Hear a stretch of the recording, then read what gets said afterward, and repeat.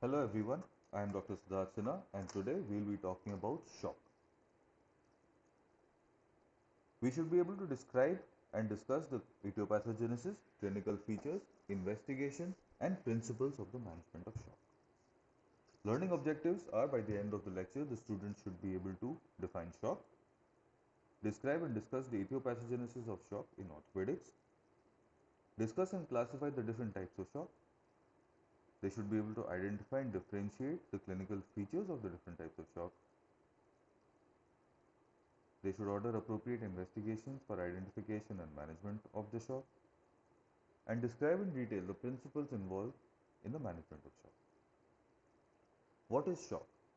Shock is a systemic state of low tissue perfusion which is inadequate for normal cellular respiration. The pathophysiology of shock involves low tissue perfusion, an insufficient delivery of oxygen and glucose, and a switch from aerobic to anaerobic metabolism. Shock leads to a systemic hypoperfusion, leading to hypotension, a decrease in perfusion to the tissues, cellular hypoxia. This hypoxia causes an initial reversible cellular injury and, if managed in time, can cause recovery. Unfortunately, if the cause persists, this leads to irreversible cellular injury and with the persistence of ischemia, there is activation of the immune and coagulation systems. There is activation of the complement and the neutrophil, leading to generation of the oxygen-free radicals and the cytokines. These are responsible for most of the cellular damage that occurs during this phase. There is also injury to the capillary endothelial cells, leading to tissue edema and hypoxia. This itself initiates a vicious positive feedback loop, causing further activation of the immune and coagulation systems, causing further damage. Free radicals are responsible for most of the damage occurring during the ischemic phase. What are the systemic effects of shock? On the cardiovascular system, there is an increase in sympathetic activity due to catecholamine release, leading to vasoconstriction. The exception to this are in cases of septic shock. There is also tachycardia. In the respiratory system, there is tachypnea, which is an increased respiratory rate, and there is an increased minute ventilation, which is the body is trying to induce a respiratory alkalosis to compensate for the ongoing metabolic acidosis. In the renal system, there is an increase in the GFR, which is the glomerular filtration rate. There is a decreased urine output, and there is activation of the RAS system, leading to vasoconstriction, sodium, and water absorption. In the endocrine system, there is activation of the renin and angiotensin aldosterone system. The ADH is also activated, and cortisol is also released to help sensitize the cells to the effects of catecholamine. This is a diagrammatic representation of all the systems involved and what happens to each of them. Now, what are the types of shocks and their different characteristics? The type of shock, the first and the most common type which you would encounter is the hypovolemic shock. In this, the cardiac output is decreased, the vascular resistance is increased, venous saturation is decreased, the capillary wedge pressure and the pulmonary capillary wedge pressures are also decreased, and there is an increased pace deficit. Hypovolemic shock is seen where fluid is lost from the body, such as in cases of extreme blood loss, burns, vomiting. The second type is the cardiogenic shock. In this also, the pumping mechanism of the heart is lost, which leads to a decrease in the cardiac output. But because the volume, the circulating volume is not lost, the capillary wedge pressure and the pulmonary capillary wedge pressures are actually increased. The resistance, the systemic vascular resistance is increased, venous oxygen saturation is down, and there is a base deficit. On all the cases of shock, you can see that the base deficit is increased, indicating a metabolic acidosis. The third type of shock is an obstructive shock. Obstructive shock is caused when the heart is not able to fill properly. There is an obstruction to the pumping action of the heart. This is very similar to hypovolemic shock, except again in this case, the pulmonary capillary wedge pressures are increased. Examples of obstructive shock include a tension pneumothorax or a cardiac tamponade, where an external pressure is not allowing the heart chambers to fill and pumping to occur effectively. In cases of distributive shock, there is loss of systemic vascular resistance and an increased cardiac output. Anaphylaxis, spinal cord injury are and septic shock are good examples of distributive shock. About hypovolemic shock, this is the most common type of shock. It is encountered often in cases of trauma, blunt abdominal trauma, chest trauma, pelvic fracture, femur fractures. These cases are often hemorrhagic. Non-hemorrhagic causes include poor intake, excessive loss, such as in cases of vomiting, diarrhea, urinary loss, and also in cases of burns. In all these cases, there is a reduced circulating volume, which is causing the hypovolemia.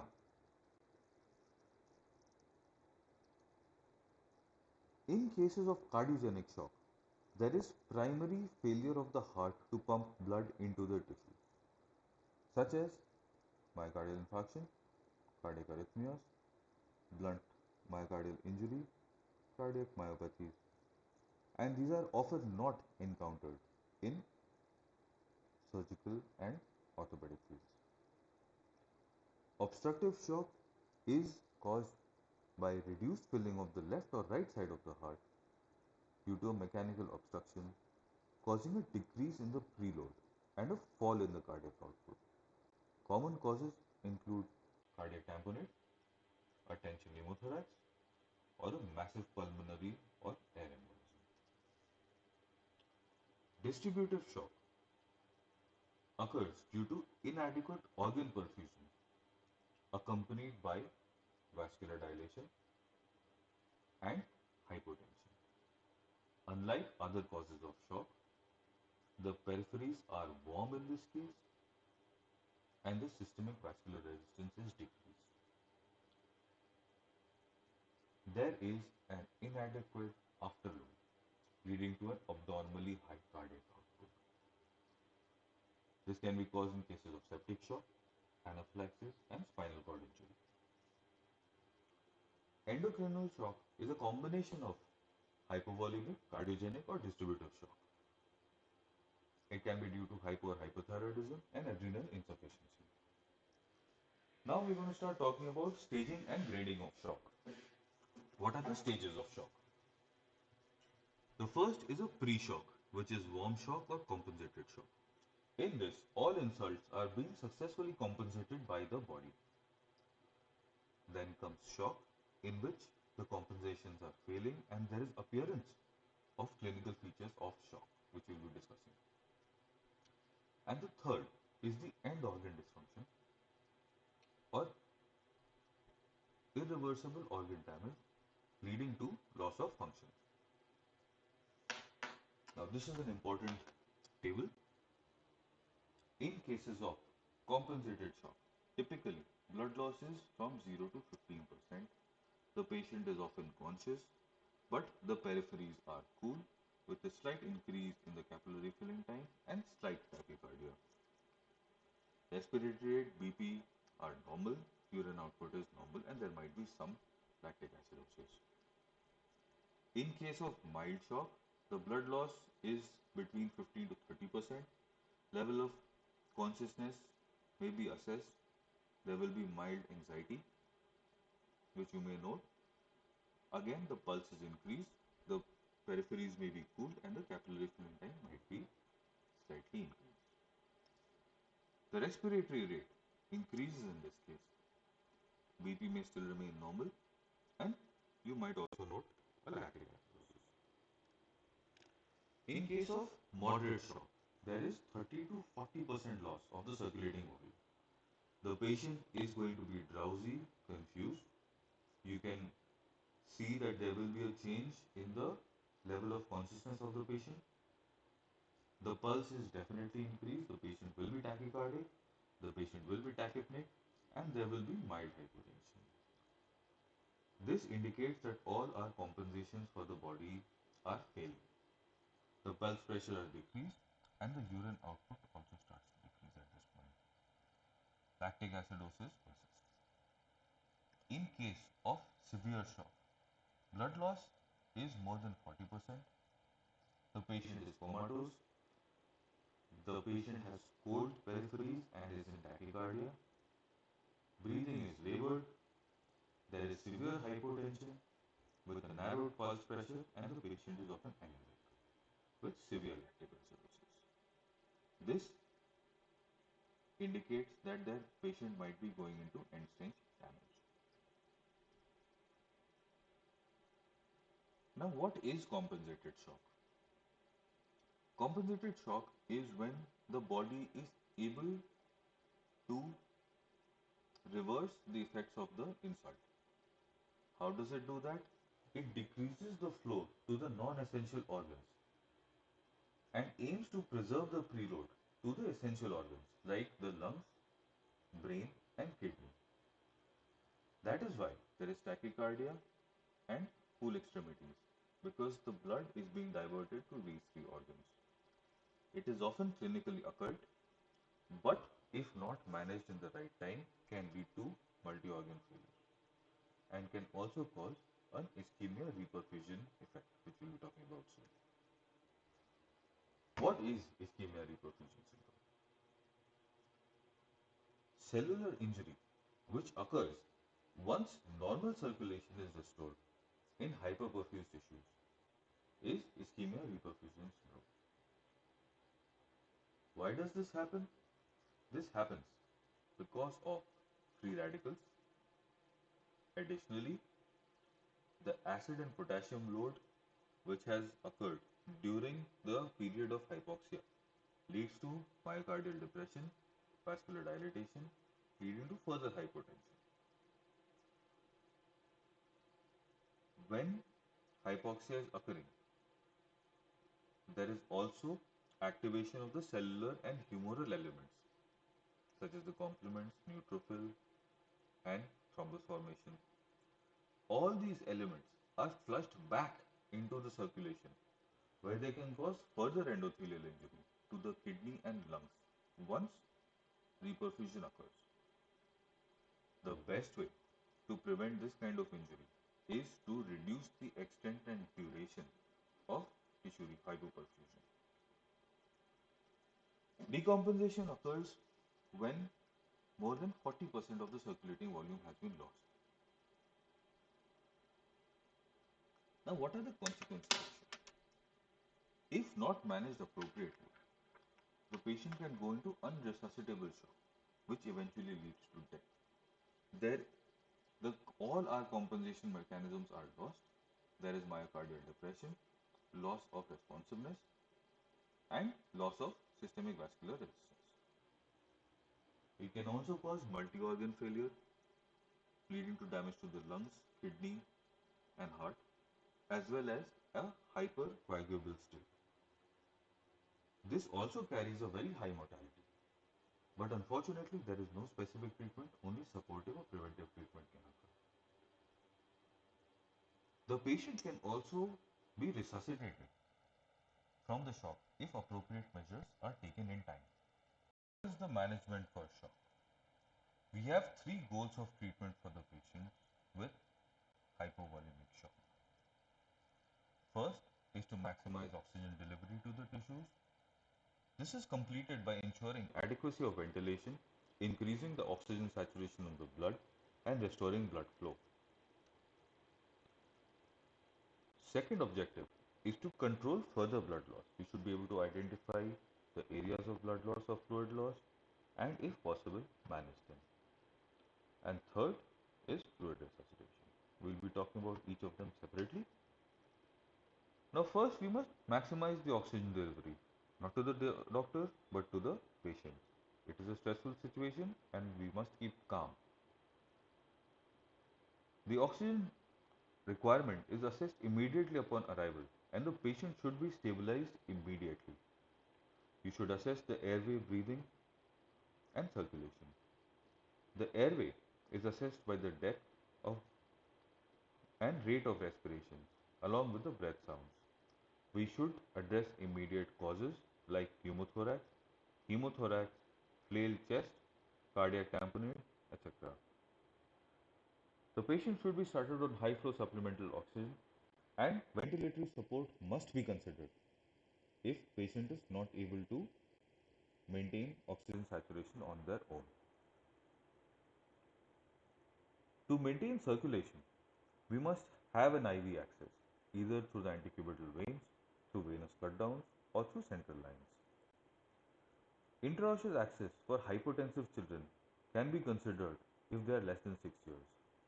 In this, we start IV fluids by inserting a cannula into the medullary canal of the bone, most commonly the tibia. There are other sites as well, but the tibia is often used. An arterial line should be considered for patients with severe hemorrhage. Initial fluid resuscitation involves the use of isotonic crystalloids.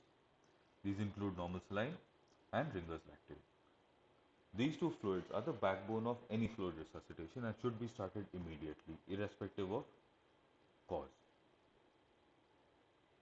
Initial bolus is 1 to 2 liters in an adult and 20 ml per kg in a pediatric patient. In total, our aim is to give 250 to 500 ml of fluids rapidly over a period of 5 to 10 minutes. The concept of maintenance fluids is present if resuscitation succeeds. There's a 4 to 1 rule. For the first 10 kgs, you have to give fluids as 4 ml per kg. For the second 10 kgs, which is 11 to 20 kgs, you have to give at 2 ml per kg and then 1 ml per kg for each kg above 20 kgs. How do you monitor patients in shock? The required parameters are an ECG, pulse oximetry, blood pressure, and urine output through a catheter. Additional monitoring involves the monitoring of the central venous pressure, invasive blood pressure, cardiac output, base deficit, and serum lactate by ABGs or arterial blood gas analysis. Now we have given the fluids, we have started our resuscitation. There are three types of patients. One is a responder. A responder is somebody who, after the initial fluid, is not actively losing blood and there is an improvement in the cardiovascular status which is sustained.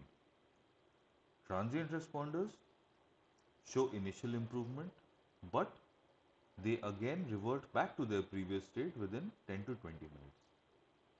This indicates that there is an active ongoing fluid loss somewhere in the body and the source should be sought after immediately.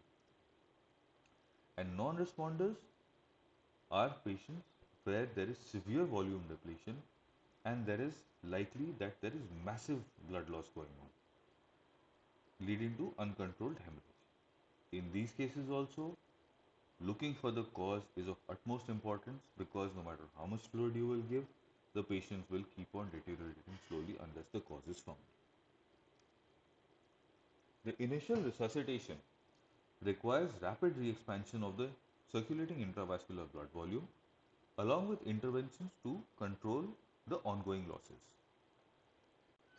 This is based on Starling's law, where the stroke volume and cardiac output are related to the preload. So if we increase the preload by giving IV fluids, the stroke volume and cardiac output also increases. If there is any doubt about what the cause for shock is, always assume it to be hypovolemic shock and start treatment. Now, how do we control further blood loss? The most important is to identify the source of loss and manage it.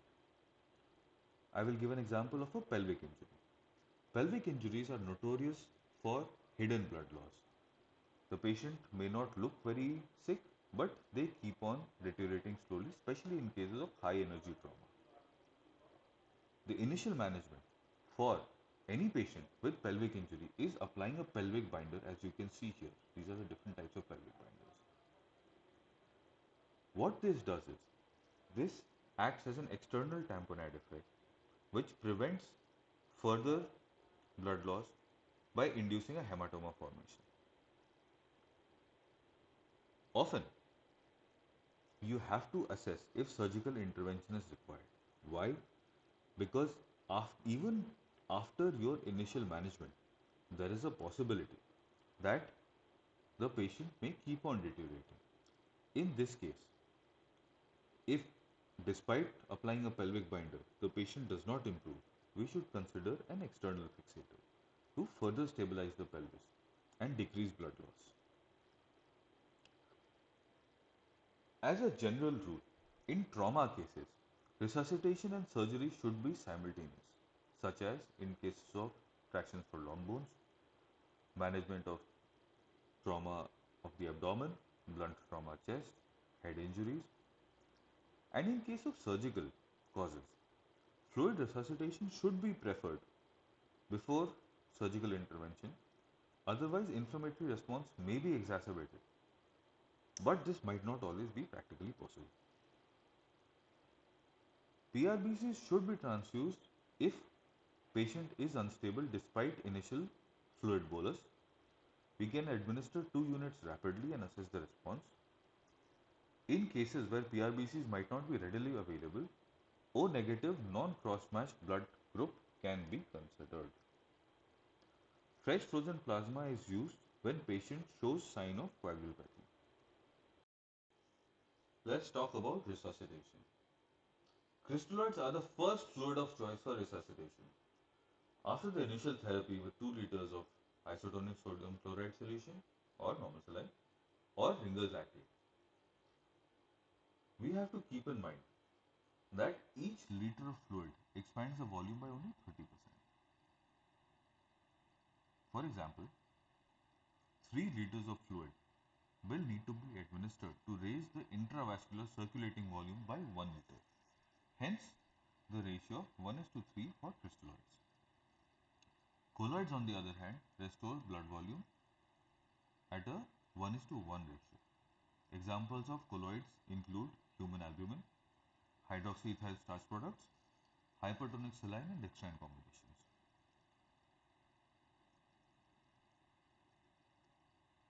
Current recommendations are for aggressive fluid resuscitation with Ringer's lactate or normal saline in all patients with signs and symptoms of shock, regardless of underlying cause. Now you may ask, why aren't we using colloids when there is a 1 is to 1 expansion ratio?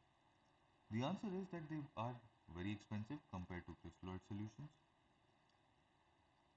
They might not be available all the time, especially in cases of rural settings. That is why it is always preferable to start crystalloids and not waste time. The management of shock involves early identification and early resuscitation by fluids. Talking about vasopressors and inotropic support, these drugs are generally not indicated as a first line. Why? Because in the absence of an adequate preload, they can actually decrease the coronary perfusion, leading to depletion of the myocardial oxygen reserves and can damage the heart itself. Vasopressors and inotropic support are indicated in cases of distributed shock where there is an increase in cardiac output and decrease in peripheral vascular resistance. These drugs will cause vasoconstriction of the peripheral capillaries, leading to an increased preload. In case of uncontrolled hemorrhagic shock, where bleeding has temporarily stopped either due to severe hypotension, which means that there is so much blood loss that the patient is hypertensive and is now not actively bleeding. Vasoconstriction or clot formation, our fluid resuscitation is aimed at restoration of the radial pulse, restoration of the sensorium, and obtaining a blood pressure of 80 mmHg by using 250 ml of lactated Ringer solution. These are my references. Please let me know if you have any questions. Thank you so much.